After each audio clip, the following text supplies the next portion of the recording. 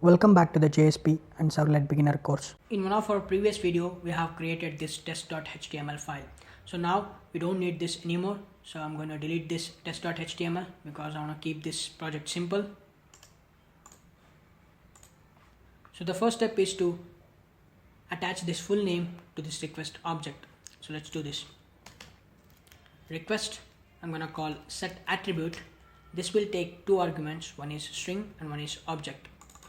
The object is nothing but a full name and the string is nothing but a key. We can give any name we want, but it should be unique. I'm going to call this name. Save this.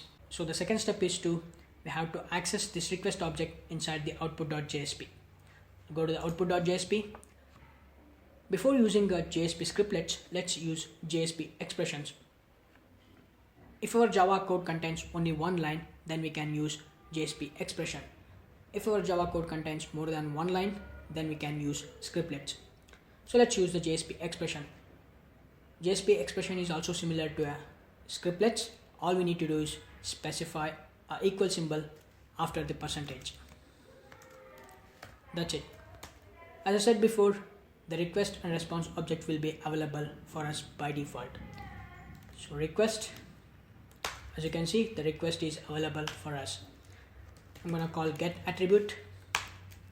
This will take string as an argument and we have to specify the same name as we have specified in the servlet while setting up the attribute. I'm going to copy this. I'll paste it here and save this. Right click on the project, run as run on server.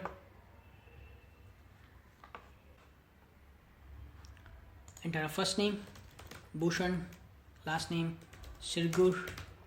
Click submit. As you can see, Bhushan Sirgur.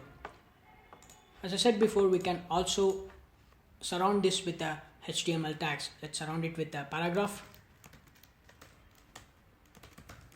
Hello, this is, close this with a paragraph. Save this. Go to the index.html, right click, run as run on server. Enter a first name. This time I will type B2, the last name tech. Click submit. As you can see, hello, this is B2 tech. Go to the output.jsp. So now let's use JSP scriptlets. I'm gonna remove all of this and I will include a scriptlets. As I said before, scriptlets will be used if the Java code contains more than one line. So request dot get attribute. The key is a name and I'm going to store this in a string. This will give us an error because the get attribute will return an object. So I'm going to convert this to a toString.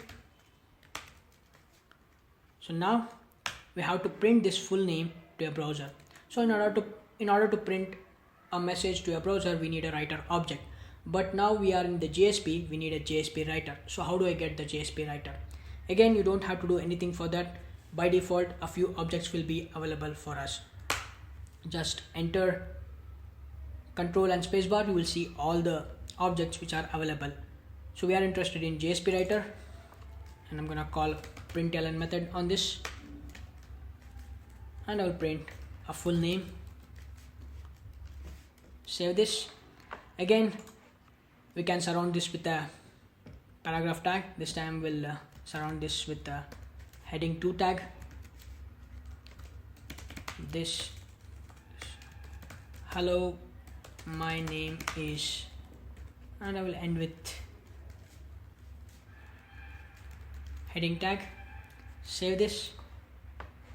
Go to the index.html, right click, click run as run on server.